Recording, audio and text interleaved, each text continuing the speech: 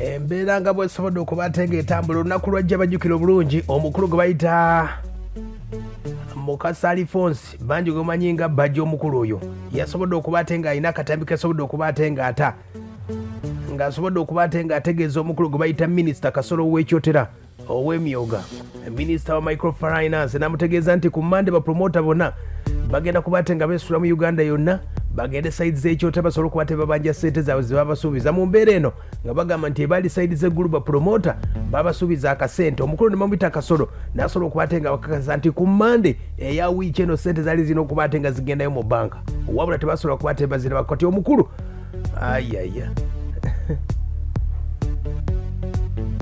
omukulu gwe bayita bajja olunaku olwajjo yasobodde okuba ate nga yalambisa omukulu gwe bayita Kasolo n'amutegeeza mbigambo ebikambwe n'amutegeeza nti amuloopye mu bakulu wulira Sebo Aruna Kasolo bakuwaana obubbi bakuwaana obutakwata simu sente z'abapromota tozza kuzirya zino walya za munyango President Museveni CDF Muhoozi IGP Rokech muyiwa amaje ewa Kasolo mu mugambe bano yabba bayaye amusijja sayininga bawa abanda bafenjala enjaleta abantu oli mukutusiri walirako boti waleta emiyogo emifuno toyamba abantu muli mbali mwabasudde Museveni mu Buganda twagala sente Kasolo tugenda kunoonya era buli alaba kwa Aruna Kasolo tukubire essimu tumunoonya atuwe sente zaffe sale musereze waba promota bonna mu Uganda tojja tumanyira waleta emiyoga tuli muvuka n'omu yafuna ku sente za miyoga gwe buli kimu mukibiramu bubbizi ezaffe ojja kuzireta nayira kakati n'amugulu mu kuzikula emange ku malaalo ojja kuleta sente Aruna Kasolo zino wabba z'abayayi bakubira amasimu togakwata bagamba dde abaana bawe sente zibawa Kasolo ekyakusuula ekyotera era kweragiranga ku bantu butakwata mufete tuli kitukwagaza tuwe sente ezaffe sente yawa abantu Kasolo nkugambye zino waddeyo mikono gya polisi gyatuwa sente zaffe gwe Kasolo tojja tumanyira sente bazituwa abaana babonaabona bapromota bafenjera oli mukusuula ku sente zatukwata tuwa sente zaffe Kasolo leta sente zaffe Kasolo aya basi kati bye bigambo ebikaawo byasobodde okuba ate nga byatuuse ku minisita n'akubira omukulu gwe bayita Abitex ne Balamu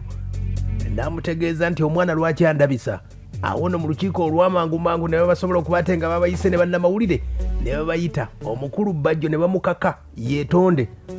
wadde nga yadde takkiriza wulira Aruna Kasolo ngenda kwetondera nyinza okuba nawadde n'obusungu bungi naye ate mayigo abaddeyo abaana nga 100 abantu nyekola ekintu ekyo nga mumanyiza ndiredira mu Uganda bangambye ntuuse message yaabwe naye ate kye nakoze sije ekisinga okusinga ekibadde kigenda okujja kuba abanadde bapulaninga kwetika mifaliso genda kulumba na Kasolo State House bamba bukenya adde bamotoka genda kyotera kusalako kwa lusukulu lwa matooke abala badde bapulaninga kwetika TV zitwala mu wino abamba badde bagala tunda bitanda bye bwaka kubanga sente zibwasubiza abaana bano naddala ffe kale Bajjo yinza obutamwasite to Abitex Balamu baluva naye ate waliwo bano abaana abali obubi ffe tusobola okubeerawo tulina obusobozi obukolaki obubeerawo naye gavumenti buli batuuka mu kabinenti oli agamba bapromota be baani simanyi ab'ennyonyi nabo babasasule ababodaboda babasasule ezo sekita ze mwekwasanyega mutubule sekita kyetakola sekita kijje mutaggula okuleka bapromota okuba obanga mukole ebintu bibiri gavumenti muwe abaana bano obuyambi oba mugulewo ebivulu bye bakole kuba basobola okwesololoza kuba ndongo mulimu tukola buli lunaku so gavumenti ogera ebintu nga bino gavumenti tubakako okututegeera nti naffe tulina obulumi onale Bameri akyambadde ne minisita Aruna Kasolo bali mabega wa mwencha bagenda batirayo sente ku akaunti Bukenya tuweyambula nze national coordinator njababulira ekiddako singa embuya mu betadde mu kamera no bugaana because tebawulidde eddoboozi lyaffe ne bawulira obulimu bwe tulimu era minisita Aruna Kasolo nsaba onsonyiwenga omusiraamu nange nkwetondedde nga omulokole kuba nze ndi mulokole aya basi omukulu Bajjo yabadde ayongerako ng'ategeeza ab'ekyotera nti ku Mande ajja Kasolo Mande tujja funa buli promota nkukunga tuvuge emotoka zonna tugende wa Aruna Kasolo ekyotera ewaka ngenda baku nga tugende ewe panga tuwadde sente sale musaleze yatuwa tajja tumanyira aya basi ayaya kati embeera nga esobodde okuba ate ng'etambula ekibiina ekibatwala nakutegeeza mu Uganda kati mulimu ebibiina bibiri waliwo gye bayita Ampunet waliwo gye bayita National Promoters Association mwe muli omukulu Abitex gy'akulira mulimu omukulu gwe bayita Balamu bonna babalunywa baluba bonna balimu ekyo ekibiina kati bagamba nti omukulu bamuyita Bajjo bamugobye wiiki emu kati oyinza okugamba nti wiiki emu gye bamugobye egenda mukosa ki waliwo ebivulu ebategeka oba so ekintu ekyatuusiza bubi mukama wange president mwami Abitex wamu ne chairman w'ekibiina kyaffe kya National Promoters Association bekuyita olukiiko olw'amangu olw'akakiiko akontiko era nti mwami Bajjo ekitiibwa kye asooka afubutulwe kumala wiiki namba nga tayogera bikwatagana na association yaffe era ayimiriziddwa emirimu gy'akakiiko atane mu kibiina tumuyimiriza kumala kinamba era tuteesewo n'akakiiko akagenda okunoonyereza ekyamuviiriddeko okuvuma minisita Kasole. Ekyamuviiriddeko okwogera ebyo n'agamba nti ssente z'abapromota kati mugenda kunoonyereza ki? Balamu yabyogedde ebyo nti bamuwadde wiiki emu bamususpendinze okuba ate nga taddamu kuba ate nga alinnya ku yafeesi z'ekibiina ate ng'akulira ekibiina ekya NPA ye mukulu gwe bayita Abitex. Bajjo yagamba ali mu NRM Abitex mbw ali mu NUP. Olaba kisoboka? Abitex amugamba otya? Abitex agambye ndowooza minisita kyadde kituufu okumukangamu ako bulijjo takwata masimu ate gulo yabakubiddeyo yala byakatambi. Mande ssente ejja kuba nzitaddeyo ffe baba bakitwala nti bona lyo bayogera ekigambo kiba kyekyo naye mande neetuuka tokwata masimu naye ate kyaneewunyisizza nnyo ka vidiyo bikatanisa okutambula ate n'okuba essimu nate mmanyi nti essimu batuziraba. Aya basi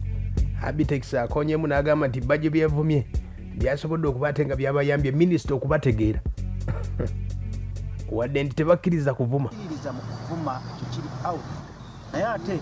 ne bajjo obunyiivu bwe ate sigenda muteekako nnyondo kumukuba kubanga alina omuliro emabega alina bapromota bangi bayogerera era eno yabadde leediyo essaawa zino tuli mu kusamba leediyo n'obwogisamba ng'ekubikidde omuntu era omuntu aba akoze atya naye ate bwe tuba nga tutadde ebyobufuzi ebbali nga tuli ku nsonga tuba twagala ebeera ensonga nga nnambulukufu ebintu ebyokwogera ebigambo nga tobituukiriza si kitu watusuubiza mu maaso ga General Salim Ssali twagendayo ffe tulina abawagizi ba gavumenti eno naye bino twabiteeka ebbali ne tugenda mu maaso geffe tumanyi Salim Ssali ebigambo bye bibeera biti bayogera oda ya jeshi ni moja bagamba ebeera bapromota bonna bali binna n'okusoba abalinze ssente zino era baawulira. Aya basi embeera nga osobola okuba ate ng'etambula ssente ze bagenda okufuna zigenda kuyamba promota mwe muli n'abayimbe wabula bo bapromota ekintu bakikulembeza ng'ekyabwe. Oyinza okwebuuza nti promota omuntu waba tayimbye awo promota omulimu ate agujjawa lwakuba ebibiira by'abayimbi bikyevugaavuga mpolampola byekutuddemu nti ate wayiki benda yawummuza ebintu kati ne bapromota bagenda balyako ssente. Oyinza okugamba promota omuyimbi waba taliiwo era promota alina kubanga asobodde kuba ate nga endongo efulumye. Abitex abategeeza nti ye tawagira gavumenti ye wa NUP. Abitex ki avuga emmotoka mpya V8 ezimu ku ze baawanga Gravity agamba nti ye tasiwe NRM Abitex. Bajjo omuwagizi wa NRM Lukulwe yayolesezza ebisa ebitali mu ffe tetukkiririza mu kuvuma ffe tuliwe nze ndi wa UNUP bajjo wa NRM nisisobola musanga omuntu gesikkaanya naye yabufuzi tutambula ffenna omu tetuteekamu mpisa za kutyoboola Uganda empya gye twetaaga. Omukulu Kasolo ffe tumanyi nti ekigambo honalebo kitegeeza omuntu kwogera bigambo ng'obitegeeza. Bapromota